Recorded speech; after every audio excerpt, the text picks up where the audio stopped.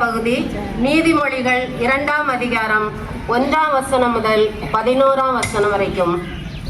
என் மகனே, நீ உன் செவியை ஞானத்திற்கு சாய்த்து உன் இருதயத்தை புத்திக்கு அமைய பண்ணும் பொருட்டு நீ என் வார்த்தைகளை ஏற்றுக்கொண்டு என் கட்டளைகளை.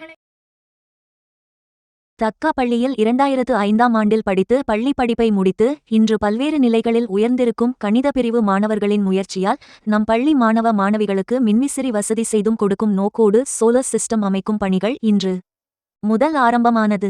அதற்கான தளவாடங்கள் வந்து இறங்கி பணிகள் நிறைவு பெற்றது. அத்துடன் 30 மின்விசிறிகளும் அவர்கள் சார்பாக வந்திருக்கிறது.